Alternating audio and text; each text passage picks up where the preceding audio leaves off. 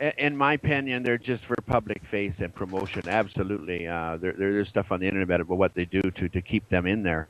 But even when they're on the sets, there's Scientology people there protecting their interests.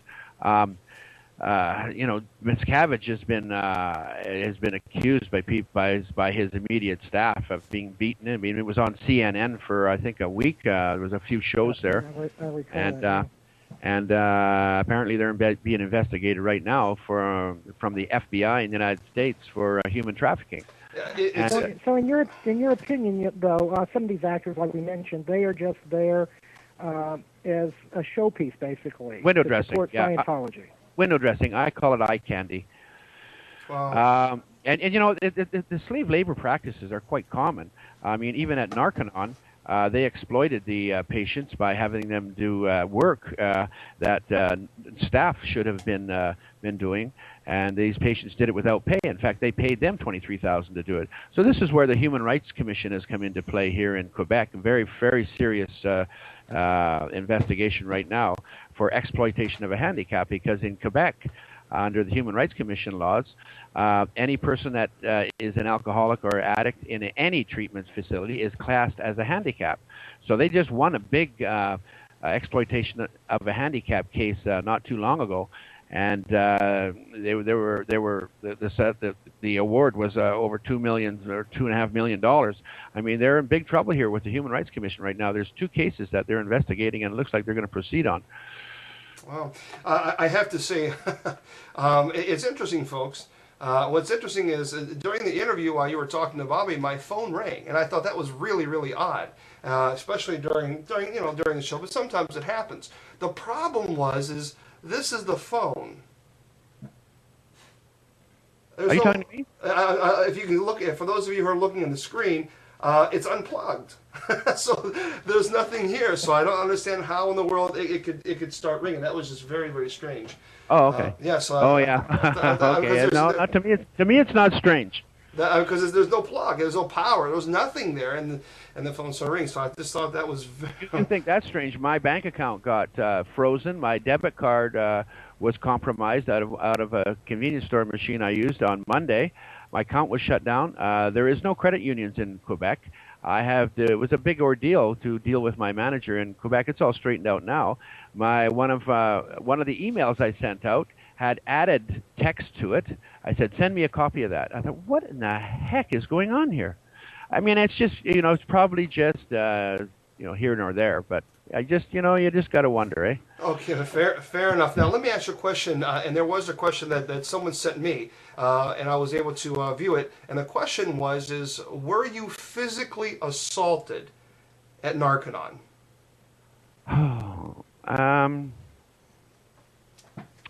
I can't talk about that. I understand, and I can respect that. Okay, because we have a court case coming up. I can't discuss that. Okay, and now let me ask you this question. So someone shows up at Narconon, and they're wanting this purging of whatever toxins that are in their body, and they're being shown all these different possibilities. Now, what happens if the person has very little money? Oh, okay. Well, for example, myself, because a family member was there, I didn't have to pay the $23,000. I got in for $11,000 approximately. There have been other people there that have done it for $8,500, and but in many cases they have to work the other part off, and some, the odd person even's gone there for free, but then they have to do work to pay it off. So I'm still paying for my Narconon program on a loan every month. And I've been out for, 17 months, something like that, 18 months? Oh, so this is recent. 18 months. Well, I was 2008 or 2009 in November was my final being on their property. And the sole purpose for you, because there was a question that I briefly saw in the chat room. The question is why would you pay to get into Scientology? But I guess the issue for you is it was Narconon. You were paying to get into Narconon. Oh no! Oh, on their websites, there's no mention of Scientology. Okay. Not one word of it. When you get there, you don't see the Scientology word. They don't talk about Scientology at all. Wow. Okay. Oh no, that's why the staff member come up and said, "Stop! You're not allowed to talk about Scientology here," because the patient that had been there before, by the time he finished the program, he knew that it was Scientology, so he was telling us about it, and then he was commanded to stop. Wow. Okay. And now, and do you know or do you not know for a fact that people have died at the hands of Narconon / as you say, Scientology? Absolutely, absolutely. I mean, it's documented fact. Italy, there was 2 people that had seizures. I mean, look how close we came. This diabetic, look how close.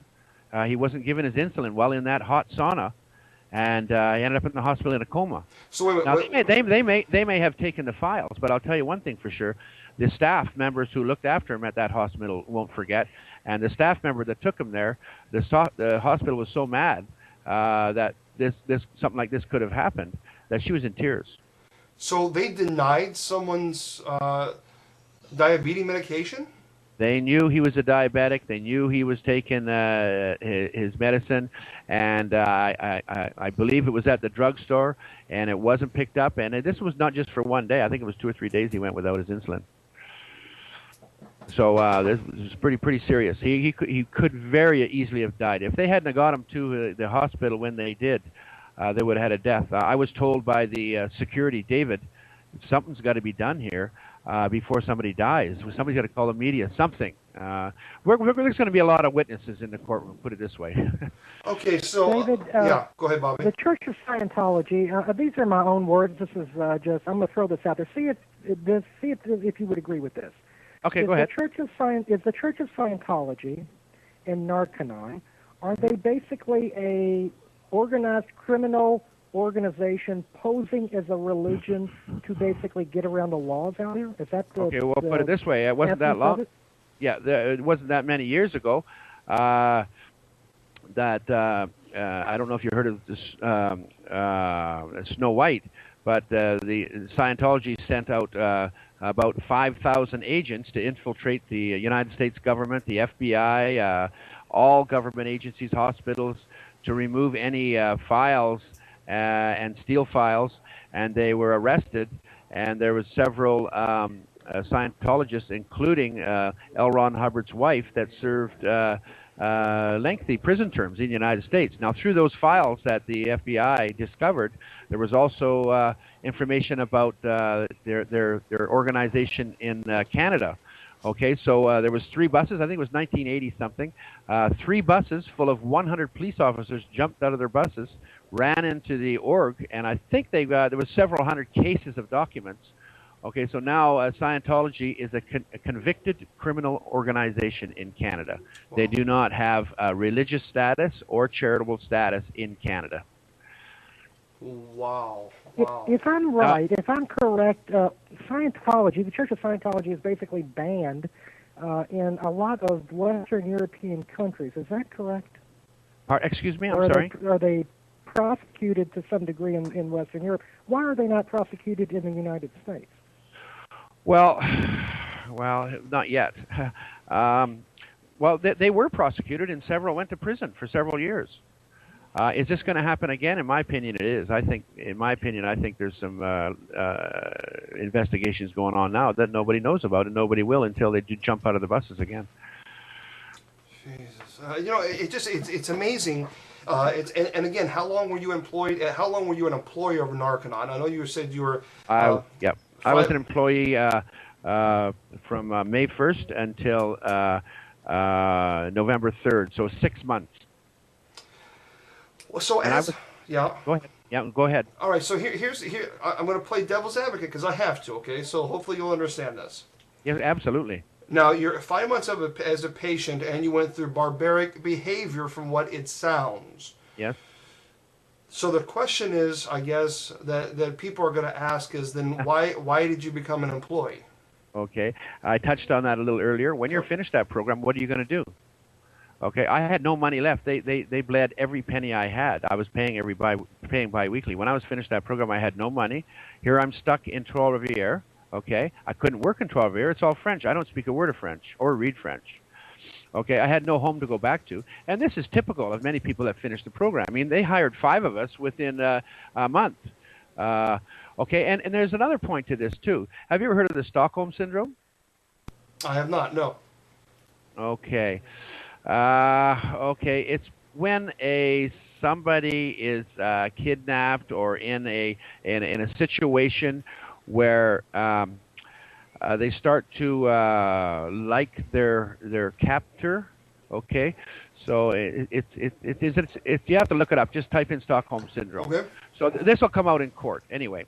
So you're brainwashed and you're controlled to such a state, and also you do have feelings that you want to help people. Okay, so as the patients were coming in, I had a very good rapport with all the patients. I was the oldest person there. And they loved me as their dad and friend, you know. And I would sit for hours and let them talk to me. Nobody else. You see, when you're doing when you're doing the program, they can't change the tech. So if you've got any other problems, they have to stick to the absolute book. They can't. If you say, "Oh, I'm having trouble with this and I feel like this," they can't even help you through counseling. There is no counselors there. They're certified. They call themselves certified counselors, but all they do is they take a few short days of a course in the basement underneath the kitchen in the Scientology Academy, and they print a certificate upstairs, and you're a certified counselor. Okay, so here, let me ask this question. So let's just say that I decided that I want to go to Narconon, and for whatever reason, I wanted to go there. And then I was having incredible pain, whether it be severe severe migraines, to the point where I could stroke out, or having chest pains where I could feel like I'm going to have a heart attack, or whatever it might be that's really serious. So I go to one of the, I guess, who would I go to if I'm a student and I'm experiencing these incredible physical pains by going through these motions or these steps that they require? Who do I go to, and what am I told? Excuse me. What they will do, you can go to any staff member, and they'll take you to the withdrawal part of the facility and give you an assist, Scientology assist. And basically they will touch your body with a finger on each side, and they'll say, "Feel my finger," and you say yes. And then they'll say, "Feel my finger." They touch another part. "Feel my finger," yes. And they'll do this until you're exhausted, basically, or they'll grab your parts of your body and say, "Feel my hands," yes. "Feel my hands."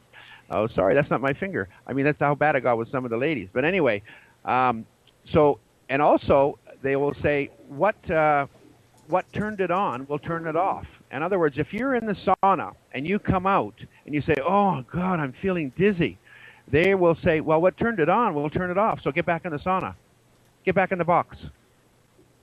So they tell you to get back after you just experienced these extreme physical pains, whether it be a severe migraine. I suffer from migraine, so I know what it's like. So when you have a severe migraine, and it just feels like your head's... That's common. Headaches in the sauna are common from the vitamin concoctions. Absolutely, yeah. And they just tell you to go back in.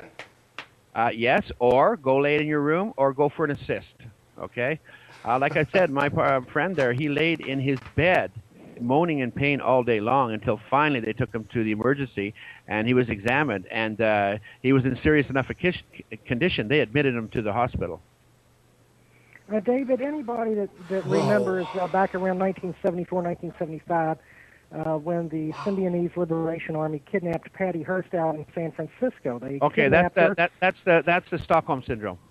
Yeah, exactly. They kidnapped her. They kept her in a closet for I don't know how many days or weeks, and finally, I mean, it was months later. She robbed a bank with him, and she basically threw in with him, and she went to prison for armed robbery for an amount of time. Yeah. So are you saying that what Narconon and what Scientology does is basically, if you lay it right out there, it's more or less the same thing? You got it. In order to indoctrinate you into the church.